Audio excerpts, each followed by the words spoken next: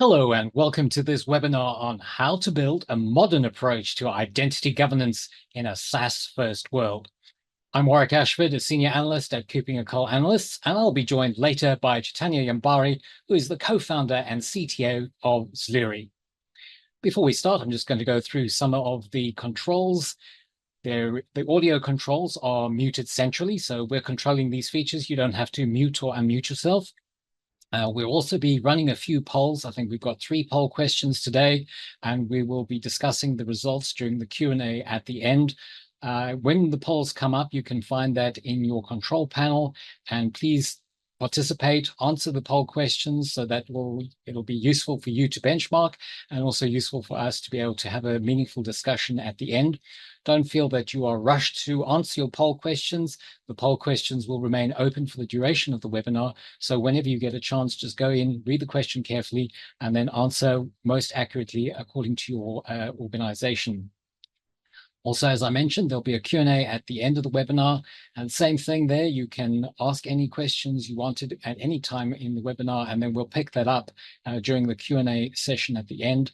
To get the most value out of this webinar, we encourage you to participate, make it as interactive as possible. So please, if you have any questions, put them in there, and then I will have a look at them at the end, and we can discuss them.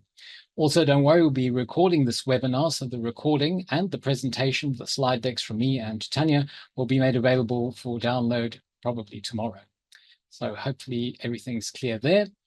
We'll just run through the agenda. I'm going to have a look at some of the challenges associated with SaaS applications, and Chaithanya Yambari from Zluri will also have a look at modern identity governance strategies, and then, as mentioned, we'll have the Q&A.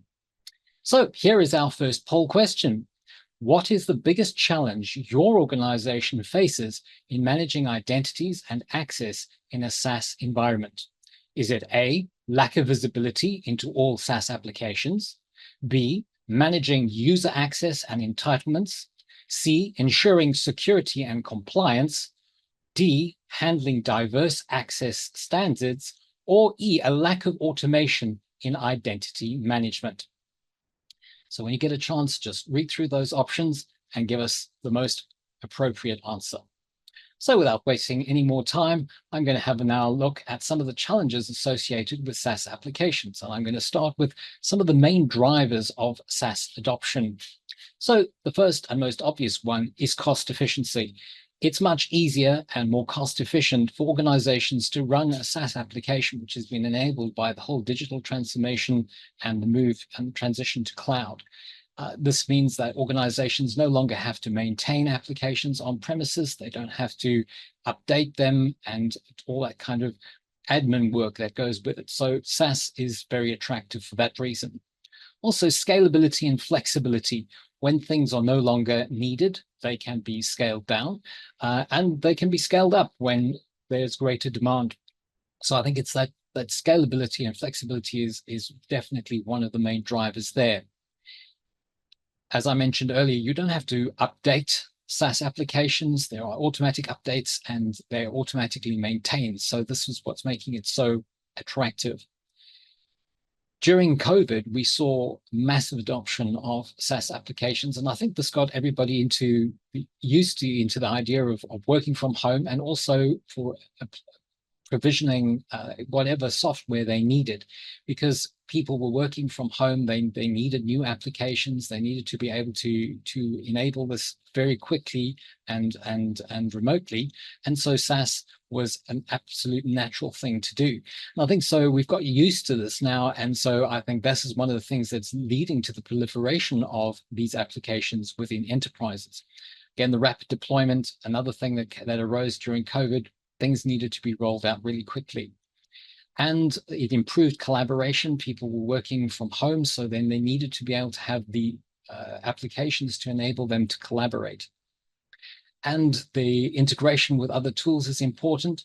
And finally, security and compliance. Now, this may seem a bit sort of counterintuitive, but SaaS applications often have built-in security features. They have continuous updates. So that's sort of an improvement in the security side of things. Also, many of them have pre-configured compliance frameworks, which is one less thing that organizations need to worry about.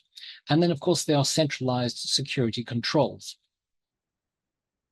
But SaaS is a risk, even though it has all those benefits. So we've seen a massive increase in shadow IT since COVID. We've also seen, as I said, thousands of SaaS applications arise, and many are used without supervision or the support of IT. IT is now no longer in control. I mean, in the good old days, you'd have to knock on IT's door and say, please provision me with this, that, or the other, and they would then in time come around and do it. But now with SaaS, many people are just providing it for themselves. There is also no supervision of the security teams, the privacy teams. They've got no way of tracking who's sharing what information, and same thing with compliance. And procurement doesn't necessarily know what applications are being bought.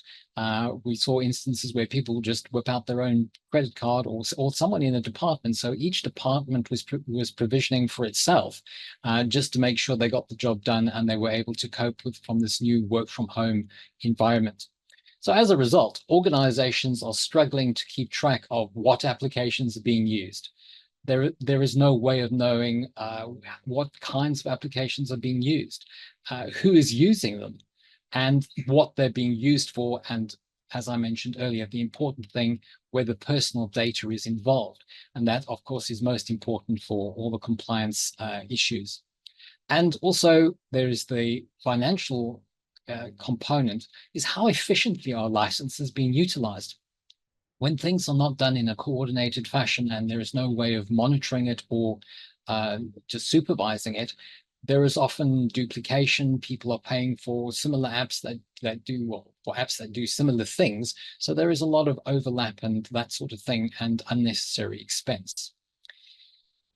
So the main challenges of SaaS adoption is consequently difficult for security teams to create and maintain an inventory of all SaaS applications, because it's not all being done through a central point. It is difficult for them to control and manage user access. People are just providing their own access or within departments. It is difficult to monitor SaaS application usage. Licenses may be being paid for, but may not be used to the fullest or not at all. It's also difficult for them to ensure that SaaS applications are configured safely. So again, when people are self-provisioning, they may not know the correct way or the safest way of configuring an application.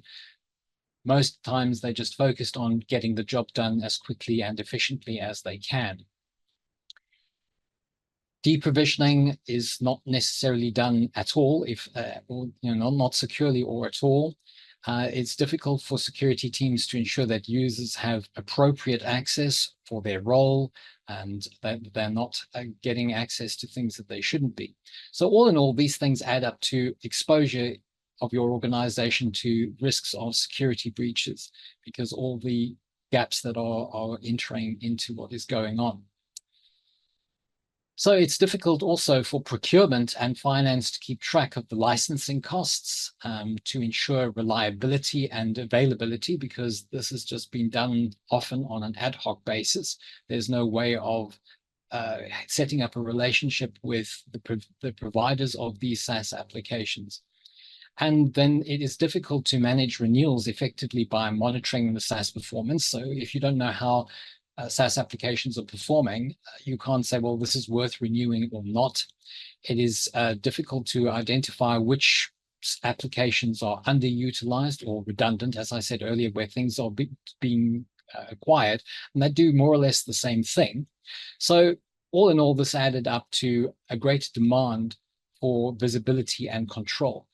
That is what is necessary. And so for a long time now, we at KuppingerCole Analysts have been saying that visibility and control are essential for risk management. So if you have unknown assets, and in this case, unknown software assets or lists are unmaintained, and then you also have situations where there are company acquisitions, and then we'd now be speaking about shadow IT, it means that the implications are for compliance.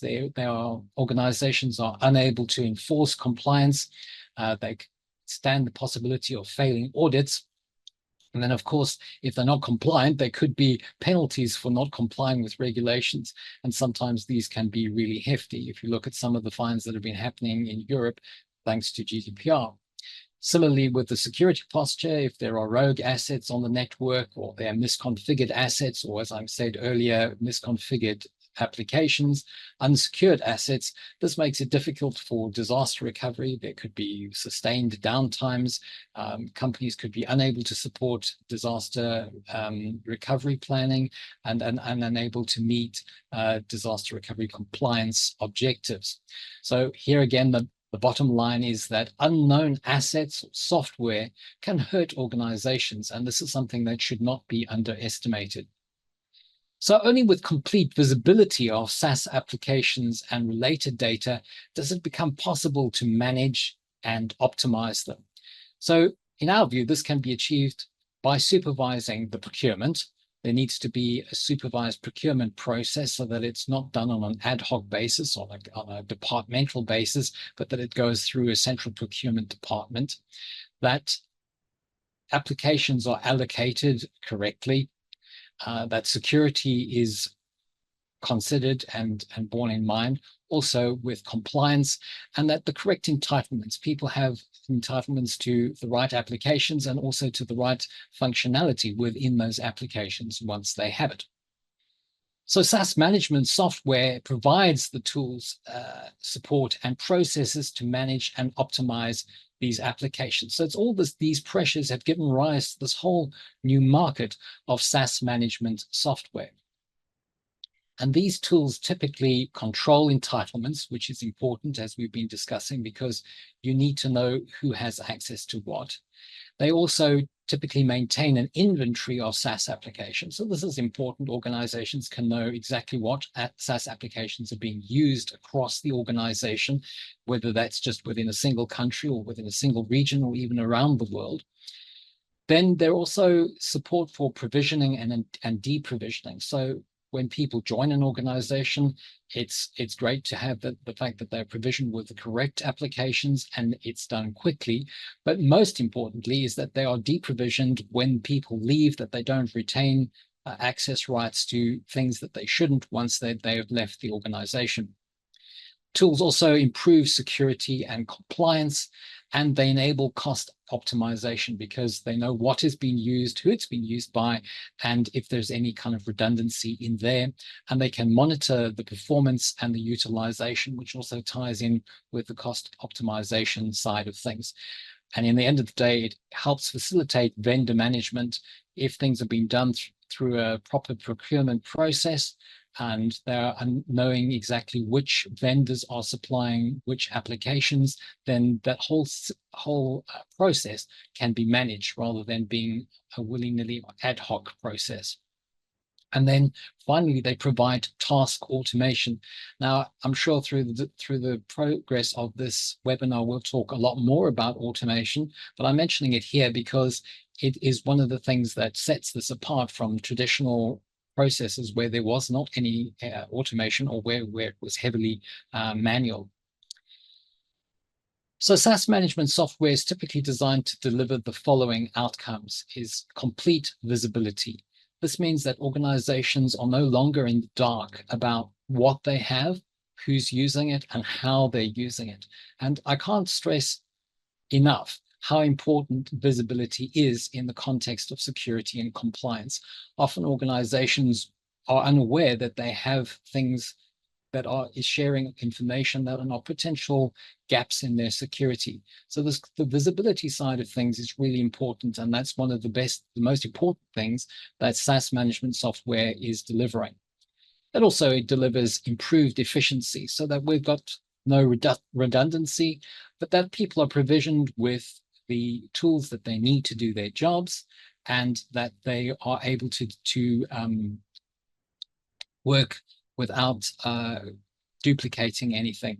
And also optimal utilization. I've mentioned this a couple of times now, but it just makes sure that the applications that are being paid for are being used optimally. Otherwise, you're going to end up with a situation where you've got a whole lot of applications that few people, if any, are using. They were perhaps bought in the heat of the moment when a gap needed to be filled, but then people find alternatives, or other people congregate across to other applications for collaboration, and then things become underutilized or not utilized at all, and then you're paying that for nothing. So that all ties into lowering the costs. And we keep on stressing the improved security that achieves. And compliance is very important. And so this all folds in, I'm sure, when we get to the Q&A section of this webinar, we'll discuss compliance a little bit further. But this all goes into reducing the risk across the organization. These tools also enable policy-based governance, where organizations can then set a policy and then enforce that across the whole organization for all their SaaS applications. And once again, the importance of task automation. So now all these things that SaaS management software deliver all reduce risk. And in the cybersecurity side of things, it's all about risk management and reducing risk.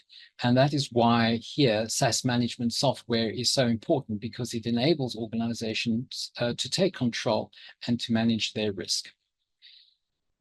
And really that brings me to the end of what I had to say about the risks of use of SaaS applications. And so now we can have a look at our second poll question. Which tools or methodologies do you currently use for identity governance in your organization? So do you use A, in-house built solutions, B, third-party identity management platforms, C, manual processes, or D, you have no dedicated tools? So just think about that very carefully and give us your answer in your own time, and then we can have a look at the poll results at the end. And now, as promised, I'm going to hand over to my co-host today, who is Chaithanya Yambari from Zluri, and I'll let him introduce himself. Thanks a lot, Warwick. So before we begin, I'll just give a quick introduction. My name is Chaithanya. I am a co-founder and a CTO of a company called Zluri. We are a SaaS management and identity security platform. The topic of today's discussion, I think what I want to really focus on is what's the effective strategy to do an identity governance in a modern organization, which is a lot more SaaS first. Now, before we get onto the details, and just to keep the session a little bit more entertaining and as well as more interactive itself, we'll do a little bit of role playing. So we'll assume the role of a seasoned IT professional. Let's say his name is Sam, and he has quite a lot of years of experience working with traditional organizations. He's worked as a seasoned IT professional, worked in pretty large companies, but he's recently joined a very modern company itself, which is actually using a lot of SaaS applications. So let's look at it from his lens, understand the problems itself that he would possibly be facing, and also look at what's the better strategies that he could actually implement to solve some of these particular problems. So on his day one, you can actually see the scenario that it's basically like an episode of Stranger Things. Coming from a traditional organization to this scenario right now, he's got access to Google Single Sign-On, and he immediately notices that people are using ChatGPT openly. And people are essentially using different AI tools like Jasper AI for the marketing team. He also, and all of these particular scenarios itself, wherein he didn't even have a device yet as well. He can immediately identify that there's certain gaps in access protocols. There are certain unknown external users that are currently using these applications, and a lot more external applications. So he decides to investigate a little bit more. He talks with multiple different team members itself. He talks to the security admin and gets some information that, hey, just last month, there was a sales rep who shared very sensitive customer data on ChatGPT to write an email. So which was essentially something that he noticed. He's had a discussion with the IM manager itself, and she was basically like, hey, once we give them access to Google Workspace, we have absolutely no idea what sort of applications they're currently using right now. And he talks to CISO, and she mentioned that, hey, right now, our balance of convenience security is extremely skewed in the wrong direction over there. So she knows that there's a problem right now, and that's one set of scenarios. On the other side of things, the sales head says that, hey, we've implemented really cool new GenAI-based sales tool itself, that's extremely helpful for us. The marketing says, hey, we recently implemented another tool right now, and it's extremely easy for us to create new campaigns. And CEO from the head itself right now, the focus is essentially on the productivity side of things, and they want to move a lot more faster. So in these sort of scenarios itself right now, Sam actually made a huge realization. Number one, there were two major shifts that were essentially happening. One, in a traditional scenarios itself, where the perimeter was the network, everything was actually hosted on the on-prem service itself right now. The network was in control, the applications were in control itself, the endpoints were in control. Here, the perimeter is actually moved away from a network to more of an identity. So wherein there were devices that were actually connected to the identity, the SaaS applications that were connected to the identity itself.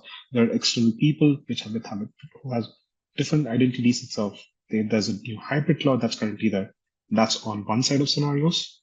And because of SaaS applications still right now, there are other sort of issues that were actually coming up. The attack surface has been expanding. So there are a lot of external identities that are using these platforms itself.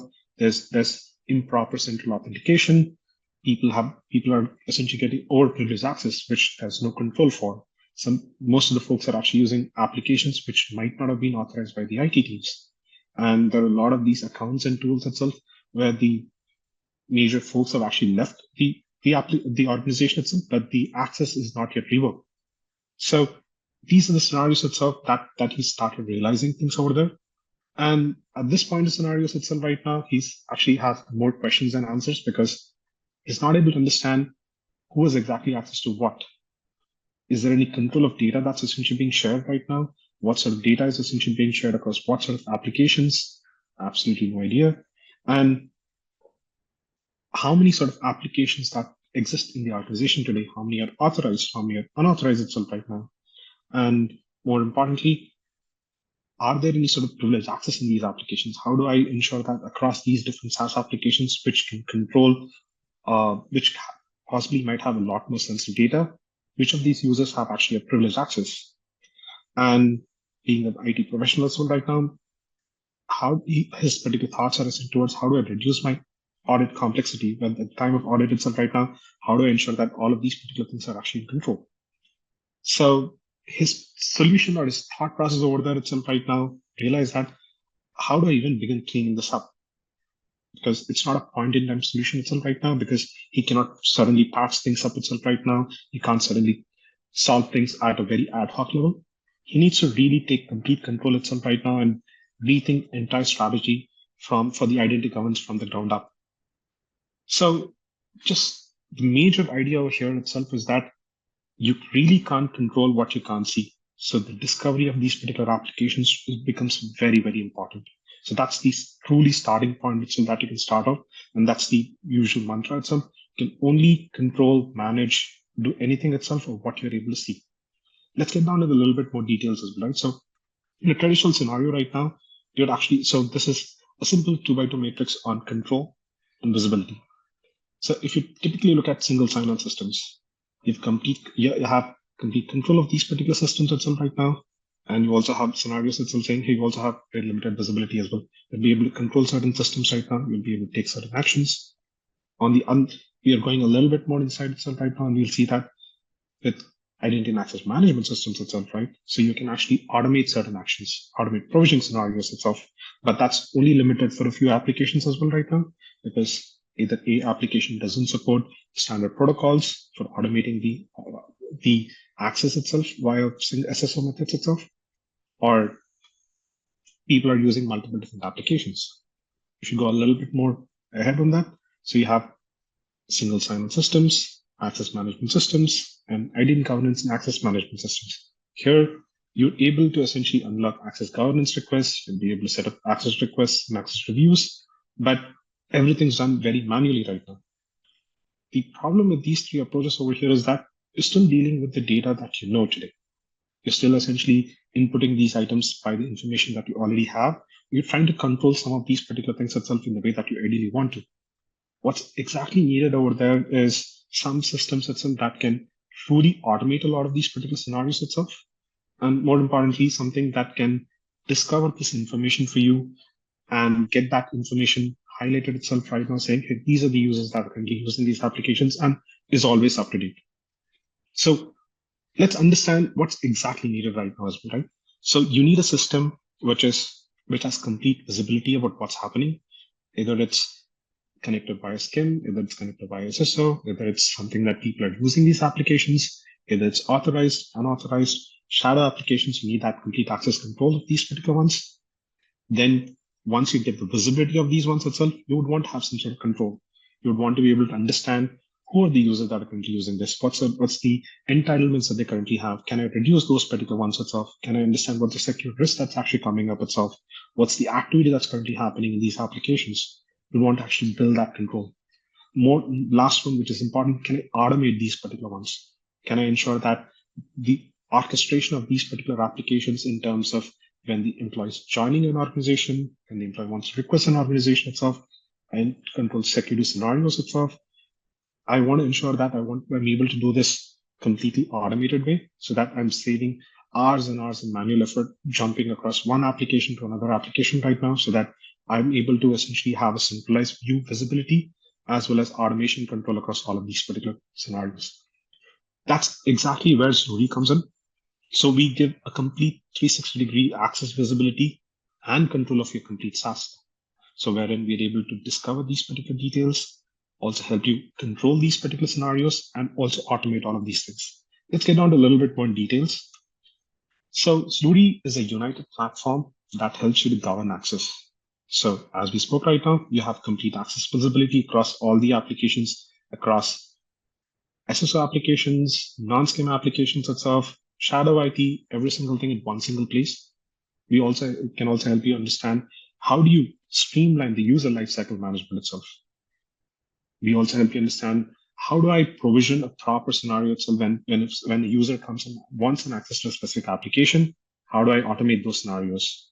And more importantly itself, how do I ensure that this access is currently being audited at a regular intervals itself so that I don't have over provisioned access for some people who don't need this access? And also importantly, I'm also can sleep perfectly in the night saying that, okay, I've done this audit just a month ago right now, and all the things are actually under control. So let's talk about the first problem itself, right?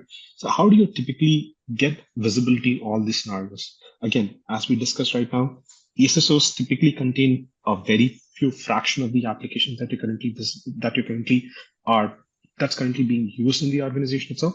So you need to get the data across multiple different systems, from IDP systems, IAM systems, financial management, finance systems, or expense management systems itself, direct control to SaaS applications so that you can find out what plugins are installed, what's the data that can completely have control itself, with ITSM systems and multiple different other systems itself, so that you're able to get all that information in one single area so that you can clearly understand and get a complete visibility about who has access to what sort of application, what's the level of access, what's the security scenarios itself, and also what's the level of usage across these applications. Based on this above information, you can actually build a risk profile to understand what sort of vulnerabilities are currently there. What sort of scenarios do I have to block if something? I don't want people to stop using these particular things itself. And more importantly over there, if you have contractors, if you have external users who are using these applications, what level of access do they have across these systems? They have access to any sort of private data? Is there any sort of access to PI data itself? Can I control those particular access right now? That's the level of visibility that you definitely want. And Zluri does that. So we're able to get all that particular at one single point itself and give you a complete orchestration of all that scenarios. Let's jump into user lifecycle management. You want to have a system itself which is completely automated in terms of provisioning, deprovisioning, and any sort of scenarios, the typical joiners, movers, and leavers scenarios itself over there. When an employee joins an organization itself right now, depending on the department of that particular person, depending on the role of the person, you'd possibly want to ensure that all the access that this particular person needs is completely automated. Similar to that itself, when the user is leaving the organization as well right now, you'd want to ensure that all his data, all the access that's actually being given to the person is completely revoked. And ensuring that scenarios like, hey, there's a proper data transfer right now that's currently done, there's proper email forwarding that's currently done. I'm ensuring that his access is revoked across multiple different devices that he's part of itself. All those particular things need to ensure so that The user will not have access to any of the data or the application in these scenarios. And lastly, when the user is moving from one team or department to another team, or as getting promoted itself right now, is actually going to a different section altogether, right? So you'd also want to be able to take care of these particular mid-life cycle changes. So that's something that you'd want to be able to enable by setting up multiple different scenarios. Zluri enables you to do all of these particular things. You can actually, because you can build policy-driven workflows, which we can actually enable you to zero-touch onboarding. You can get down to extreme granular details itself to understand, hey, when user is actually identified from a particular source, and you can set up conditions in the way that you essentially want to run these particular ones itself. And you can trigger these particular automation tools saying, if a person from this particular role, this particular department is actually joining the organization right now and it's being detected from a HRM system, automatically grant access to these particular ones. So that once you set up these rules, it's completely automated. Going a little bit more into the access sort of scenarios itself, right? You might have a question saying, hey, I can possibly do this on my single sign-on systems as well. So why do I need Zluri at all? Zluri goes beyond SCIM itself, because apart from the automation that your SSO can possibly do here, we're able to go a little bit more beyond that. Apart from the application stack that your SSO supports, we can also support non-SCIM applications as well. We can also ensure that with direct API integrations, non-SCIM applications which cannot be automated, either A, the application doesn't support the standard protocols, or B, your tier doesn't actually support that SCIM provisioning itself right now, you'll be able to automate those particular provisioning and deprovisioning scenarios. This is a very important item with limited control of your SCIM enablement itself right now. You cannot give access controls to very granular scopes. For example, if a particular person joins the organization and wants to have access to GitHub, in order to control what sort of repositories that the user needs to have, what sort of roles in the repository that the user needs to have, it's extremely difficult to control those particular things on a usual SCIM scenarios. And that's extremely feasible with direct API integration and orchestration itself that's currently there.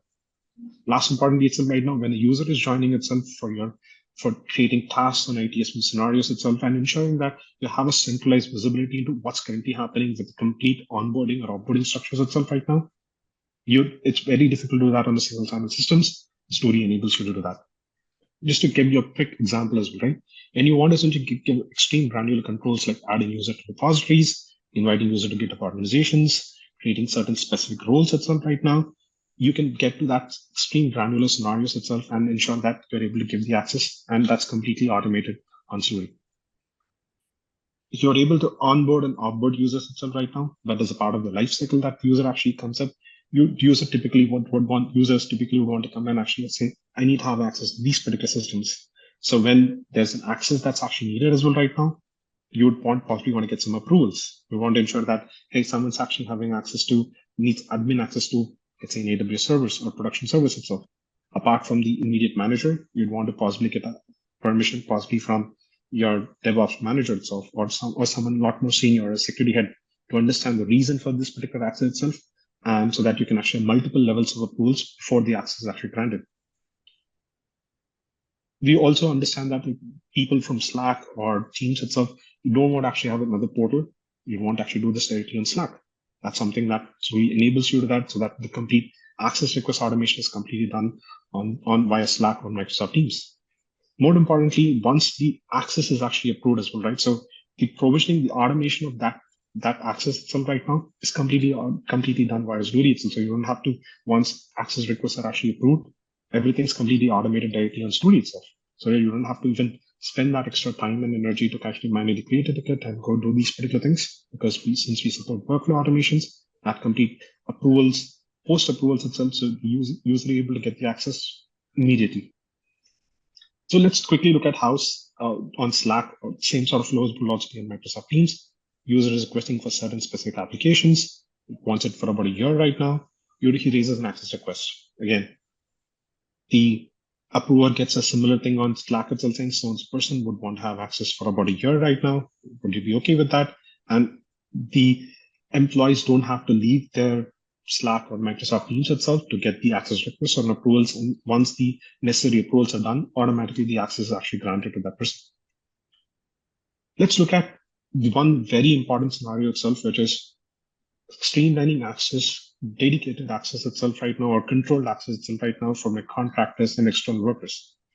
First and foremost thing over here is we need to understand which exact application, what's the level of access to each application does the external contractors and workers have access to.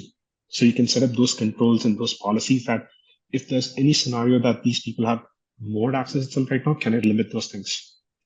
Number two, the external contractors, you don't, the idea over here is that we want to actually have them just in time access. So you don't want to give them access forever. You want to essentially be able to give them control access for a specific period of time. Either it's there for 10 days, a day, a couple of hours, or a couple of months, depending on the application and the scenario itself. You want to have control, limited access itself right now. And post that time, you obviously want to automatically remove that action as well. Importantly itself, you'd want to ensure that across all the users itself, you're in least privilege. And if there is any policy or changes itself, you want to automatically auto-remediate these particular risky access as well. So for time-bound access for contractors, they can come on Zluri and say, hey, I need access to so-and-so application for 15 days or X amount of hours. We automatically run these particular access approvals itself in such the access provision. And at the 15th day right now, the access is revoked as well. So that automation of provisioning and deprovisioning is completely automated in this scenario. The last important one over here is, hey, I have to ensure that I was able to essentially control the access part itself. I was able to understand which users have access to what sort of applications. You're able to understand how do I grant these access, how do I automate these particular ones itself right now. I was also able to understand the mid scenarios itself, saying someone needs an access itself right now, how do I control those things? Important part over there is how do I ensure that this access is not essentially getting revoked? How do I ensure that there are constant audits itself that I'm able to do to ensure that people don't have access to these systems itself right now that they're not supposed to? So Zluri is able to essentially do access reviews or access audits and certifications extremely well.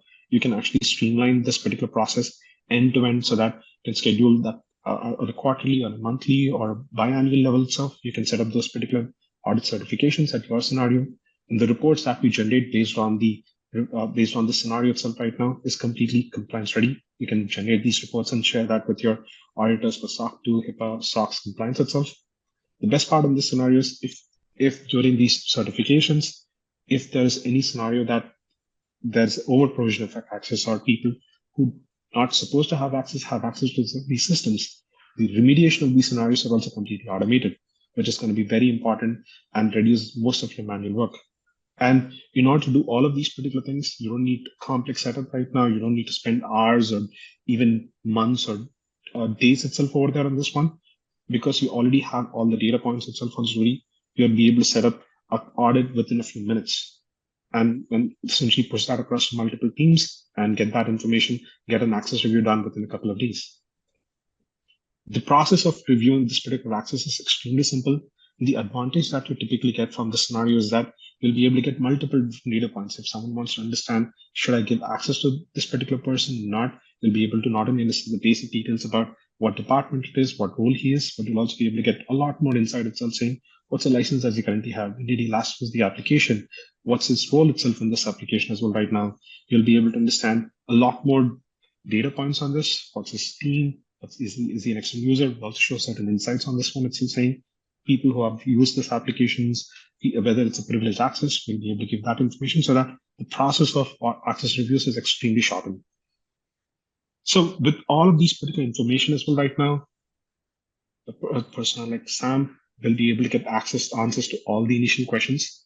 You'll have a complete visibility about who's using what sort of applications and environments. You'll be able to set up a complete access governance and scenarios about ensuring that the access management is automated, access requests is automated, and access reviews are completely automated as well.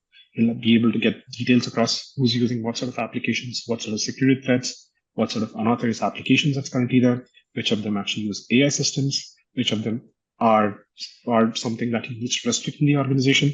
You'll be able to have complete control of all of these particular things within a couple of days of actually starting to use this one. So that's primarily from my end. I'll hand this off to Warwick Yes, thank you very much indeed. That was extremely interesting. I really liked the points you made about identity being the new perimeter, and also the points around how the attack surface is increasing. Hopefully that kind of chimed in well with what I said in the beginning.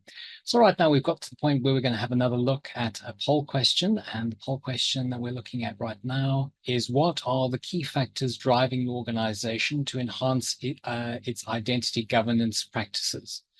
Is it A, compliance requirements, B, security concerns, C, growth in SaaS usage, D, improving operational efficiency, or E, reducing risk of unauthorized access? So if you give it a few minutes to just consider that and pop in your answer there, and we'll have a look at the results a little bit later. Next up, as I said in the beginning, we're going to have some Q&A session where we're going to discuss the polls and have a look at your questions. And I see there are quite a few questions that have come in, which is great. Thanks so much for those. But before that, I just want to mention the Cyber Revolution conference or symposium that KuppingerCole is presenting in Frankfurt from the 3rd to the 5th of December. The key topics we're going to be looking at are things like AI and cybersecurity, which is a fairly hot topic at the moment, the anatomy of cyber resilience, cloud security, identity security, which is also a hot topic at the minute, and global cyber conflicts and economic impact. And I, for one, will be presenting on my latest research on the managed detection and response market. So if you're interested in that, please come along and listen to what I have to say about that. And we can have a good discussion and a debate with some of the vendors represented. With your slide deck, you'll be getting some links through to some of our research that is related to today's webinar topic. So have a look out for that when the slides come through. And just want to give you a quick overview of some of the services that we present at KuppingerCole. Obviously, the research, I just alluded to the research report that I've done. It's a leadership compass report that I've done on managed detection and response.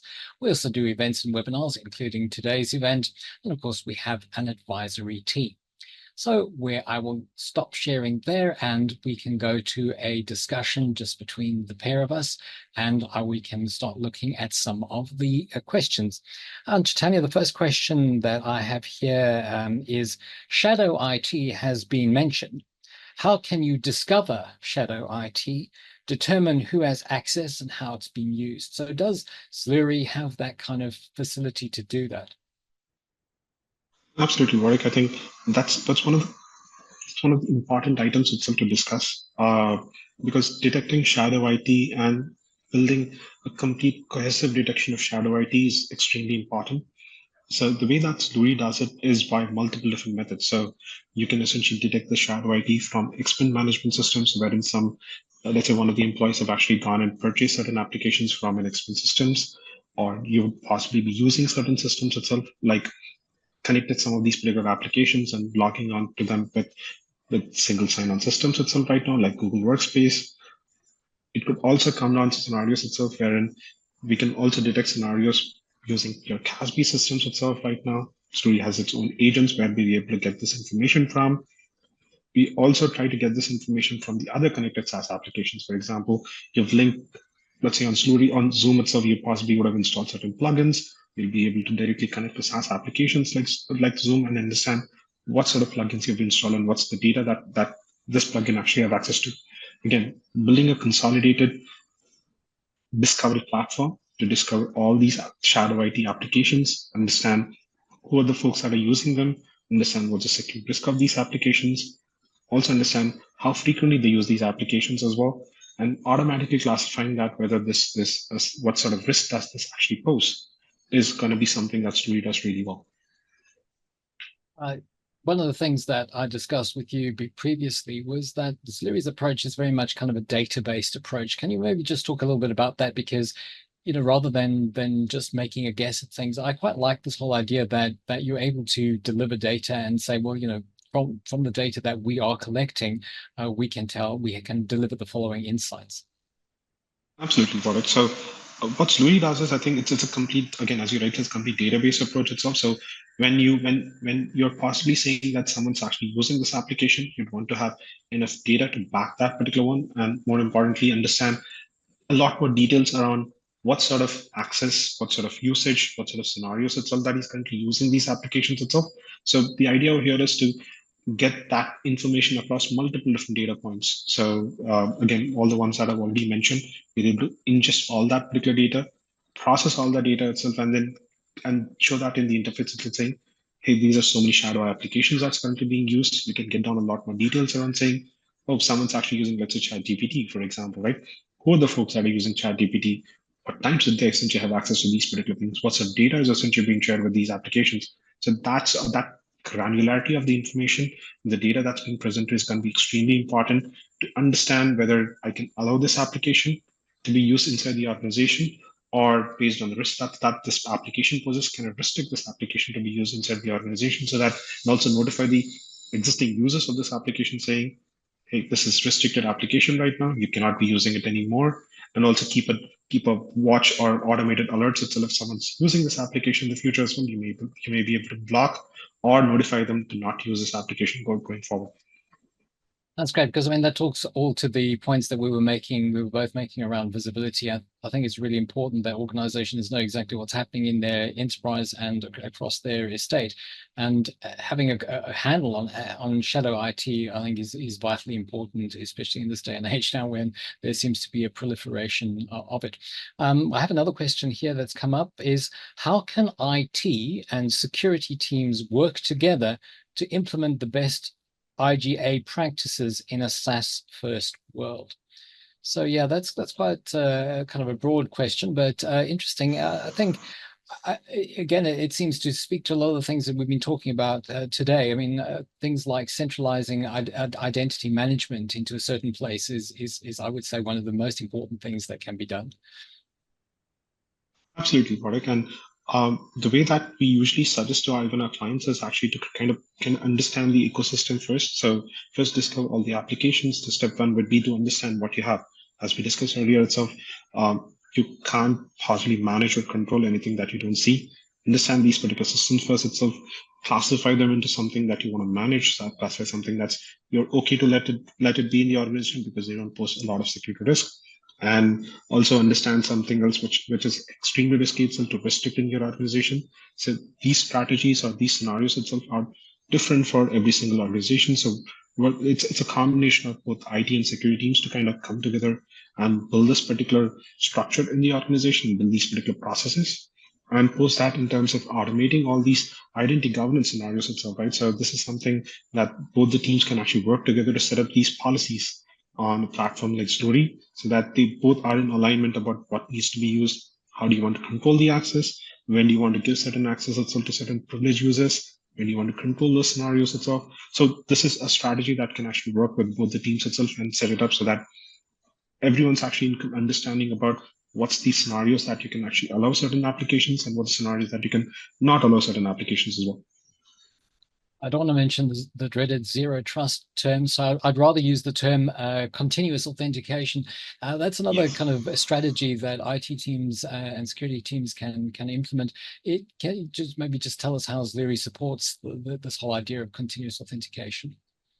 Absolutely right. So the way that we usually suggest our clients also is to ensure that to go ahead with least privilege access itself to begin with, so that no one actually gets to have access itself at all the times, so that by default, either no one has access to certain things, so that you can actually have, say, zero standing access itself, or at least ensure that people actually have a least privilege access, so that they don't have control over privilege access. So they don't have privilege access to some of these particular systems itself. And the moment that you need a privileged access as well right now, based on the persona that you are, based on the person of the employee, you can set up certain automation policies itself saying, if I'm a marketing head itself, I need to have access to an admin access to a specific marketing tool. I can come ahead and request the access itself right now and get certain approvals either from the IT team, so that you get the access only for certain hours or certain days itself. And post that, the access is automatically revoked. In that way, no one actually has standing access to the privileged access scenarios itself, and you're continuously authenticating at multiple different levels, so that you're ensuring that the access to sensitive systems or sensitive data itself is being continuously challenged by multiple people. And you're also mentioning, why do you need the access for this particular point in time? So there's a reason, and more importantly, the automation of deprovisioning that scenarios is also completely automated as well, so that people don't have to forget that, okay, I give access today, 6 months later, the users still have access because the scenario was just for a day. I think another important area that IT and security can collaborate is around regular access reviews and authorizations and stuff. I mean, you've already spoken about that, but it kind of ties in with the next question. So I'll read that to you. It says, how can AI be leveraged to improve the efficiency and accuracy of access reviews? Well, that's a very, very interesting question as well, right? Because um, typically what happens over here is that when I'm reviewing again, so when I'm setting certain access reviews or audits as well, right? So I'd want to ensure that these particular access as the reviews are actually done as fast as possible, because it's a lot of manual work itself. I need to review thousands of user profiles. I need to understand whether these particular these users need to have access to these systems itself. Is the access rightly provisioned? I need to be able to mention these particular details in a few minutes or maybe in a couple of seconds right now over there. So that's where AI systems will really help, because once you have a really good understanding about the person of the user itself, once you understand his access usage scenarios itself right now. So what Zluri does is when the access reviews are currently happening, it takes into account all of these particular systems, understand the persona, understand the application, understand what's the data that's currently being shared itself, also looks at what's the role, what's the privilege of access that you currently have in these systems, and starts suggesting you certain insights. Hey, we've seen this particular person hasn't used this application for more than 30 days. So maybe you can actually review these users in a little bit more detail. You've seen that these are the folks itself who are essentially abnormally have access to these privilege systems itself right now, but typically they don't have access to privilege system for the other ones. Maybe you'd want to review these ones itself.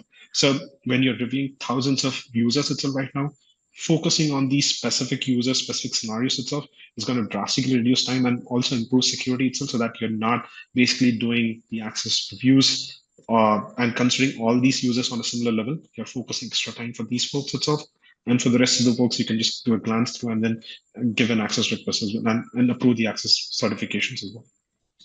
I think the application of AI in security as well is kind of very much along those lines, where AI is able to take a whole lot of disparate pieces of information and put them together and form a pattern and form an analysis.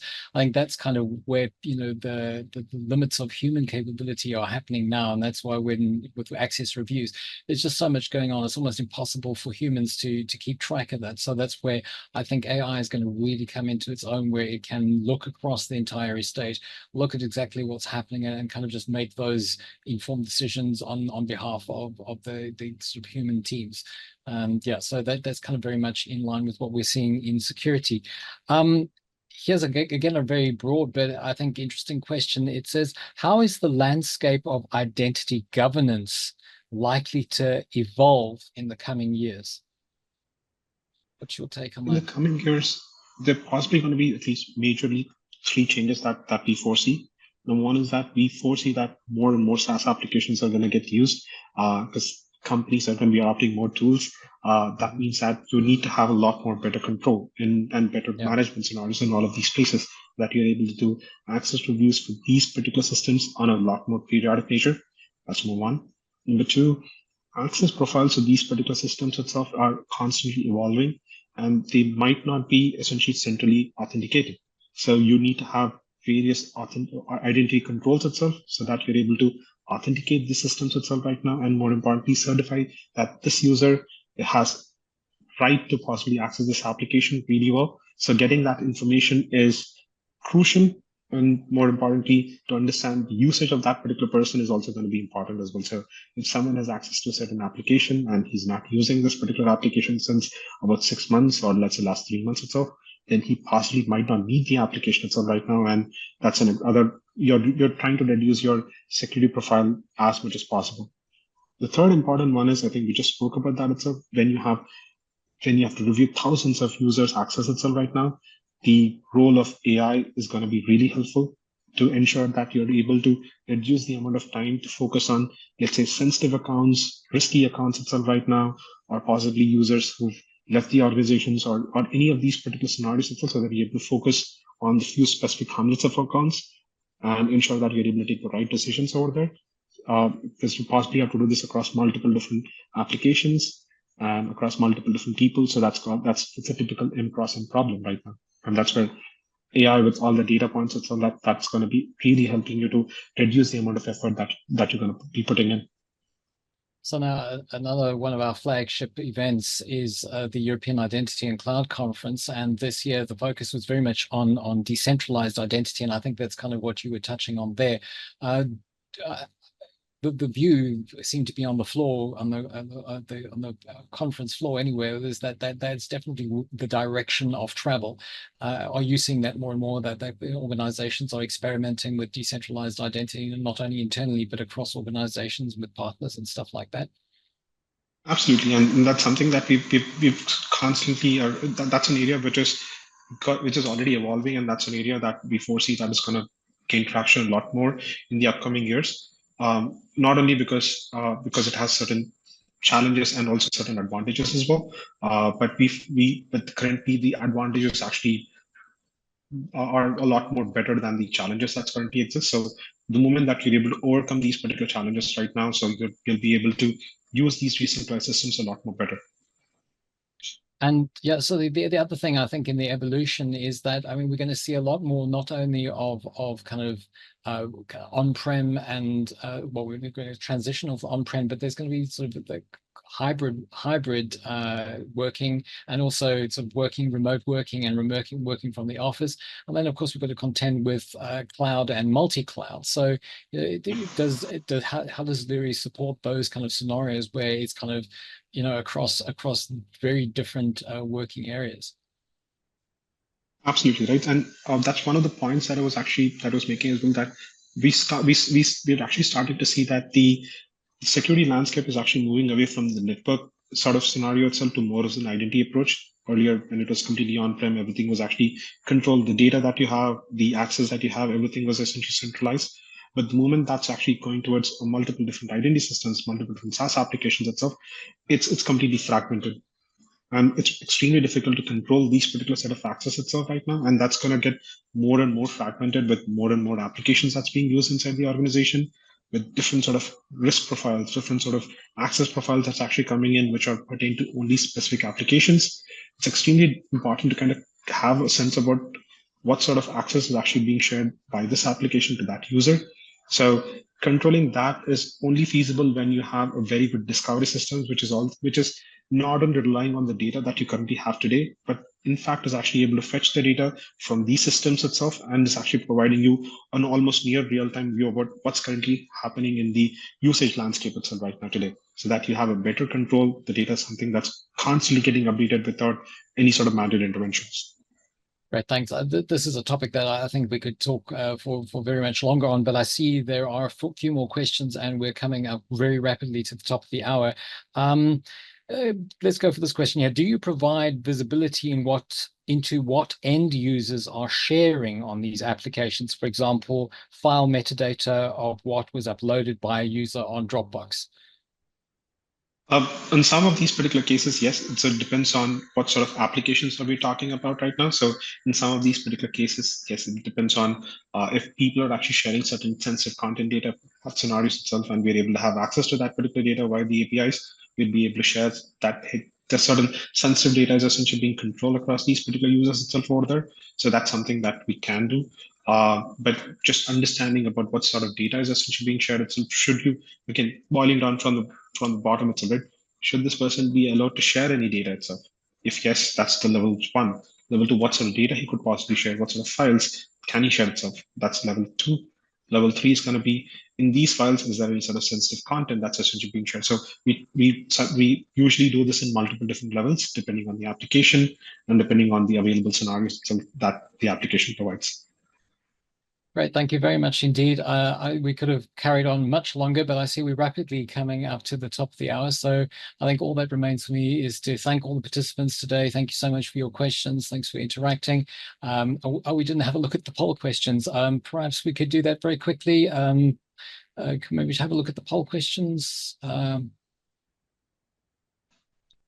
Okay, what is the biggest challenge organizations face? So ensuring security and compliance. So does that kind of chime in with what you're seeing, Chaithanya? Absolutely, and I think this is one of the major drivers itself that we've seen to ensure that their identity perimeter is actually completely secure, and you're staying compliant to certain scenarios itself, so that you're not oversharing certain things, you're not kind of ensuring that the right people have access to the right set of systems. This is very, very important, and we see Okay, this and as well. okay, can we just flip through the other two results quickly so that people can see them? Okay, which tools and methodologies? Third-party identity management platforms. Okay, that's encouraging. That it's not people are moving off manual processes. And into our third poll question very quickly. What are the key factors? Security concerns. Okay, so that's one of the big drivers. So I guess no surprises there, but nevertheless interesting. So yes, again, thank you very much for your participation. Thanks for submitting your poll questions. You'll be getting that information with your slide deck in the next day or so. And thanks to you, Chaithanya Yambari, for your participation today. Have a good day. Thanks, Warwick. Thanks, Oscar, as well.